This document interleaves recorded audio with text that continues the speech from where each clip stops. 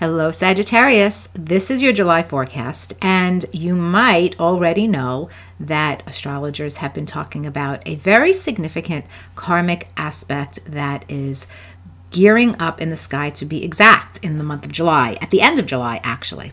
Well, we're going to talk about that. For you guys, it might not be as life-changing as it will be for some of the other signs, especially the fixed signs. However, this conjunction, this alignment is falling in everybody's chart somewhere, and it will reflect in your world. So it is important.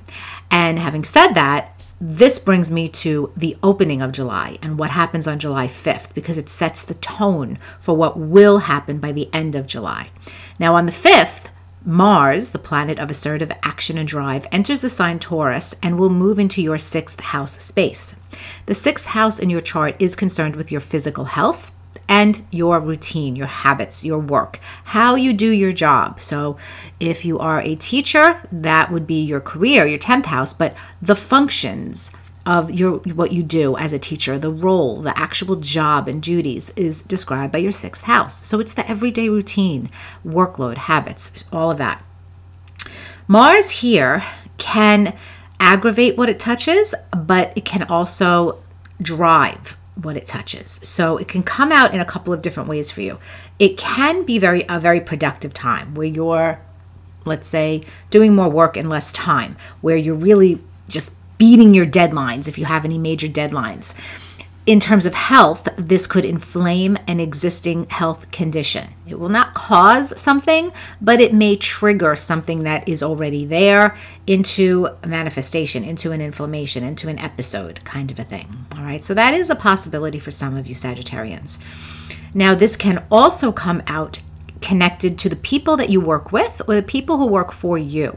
So there might be some contention between colleagues or staff members if you're a business owner. That's a possibility. Or you might be less willing to collaborate with other people on certain assignments. You want more independence now with your work, and so it can cause some issues if you're required to be a team player at the office and you really aren't interested in that. Just letting you know. Now, on the 13th, there is a full moon in Capricorn, and that full moon is going to fall in your 2nd house of earned income. This is a powerful full moon because it's conjunct Pluto, so it's intensifying the nature of the full moon. And what this could be is a strategic awareness of what needs to be done in your life in order to maximize your financial security. This can also very much be an ending to a source of income for some of you. And I do not want to discount that.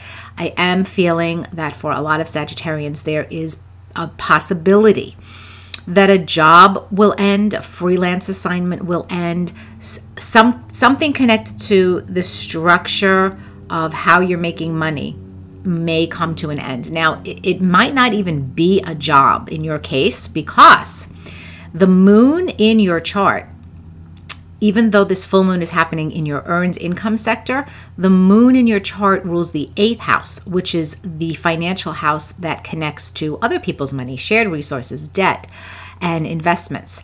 So the ending that I'm seeing for you, for some of you, might actually have to do with ending of some kind of money that you're receiving from another person for whatever reason, a benefit that you're receiving from another person. That is a possibility. Okay, now moving on. Venus, the planet of money, the planet of harmony, and even love, obviously, is moving into your 8th house, that space that connects to money that you make in any way besides your own direct income. This happens on July 17th and stays there until August 11th. When Venus is in a money house, it supports opportunity.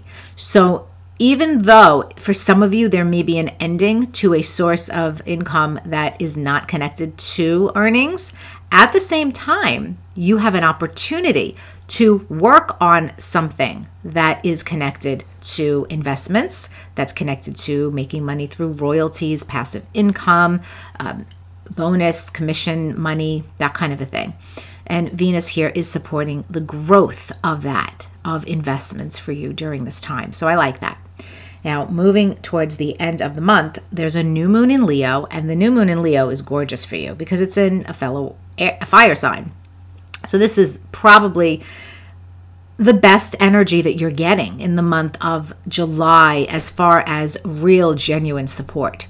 And this new moon falls in your 9th house, and it is making an almost perfect trine to Jupiter, your ruling planet, which is now moving through your 5th house of creativity and romance. So the new moon in your 9th house is saying, hey, there's an opportunity now to grow, to expand, to reach for experiences that you've never had before. And for some of you, this might have to do with an actual opportunity in publishing, advertising, or broadcasting. For others, it might have to do with a romantic opportunity that is happening that is just so big and amazing and juicy and yummy because of how the moon trines Jupiter in your 5th house. This could also be launching or starting a brand new creative project that has an international reach that looks like it's going to be really special. Any opportunity to broadcast your brand or special message is really supported with this new moon. So please use it.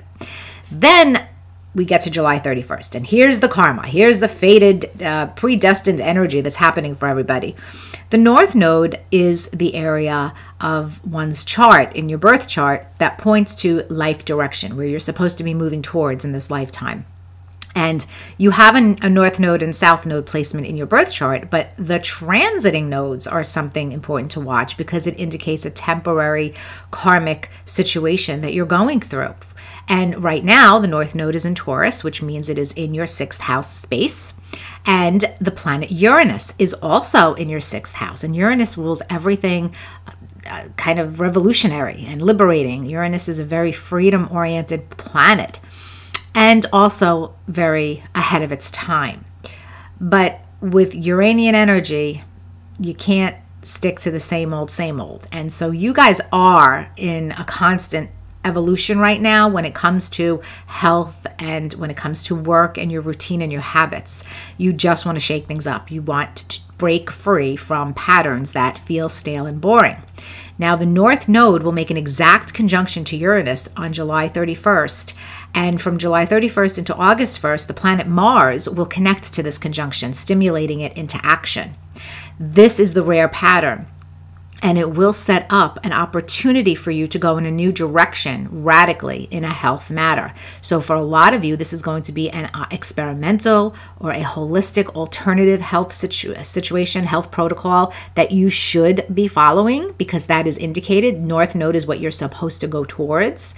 For others who are not having a health issue, this is going to connect to your work life. And there might be this revolutionary opportunity in work, and it might have to do with technology. Uranus also rules technology or the sciences, maybe even astrology. And it happens fast. It's something that you might not even have anticipated, but suddenly here it is.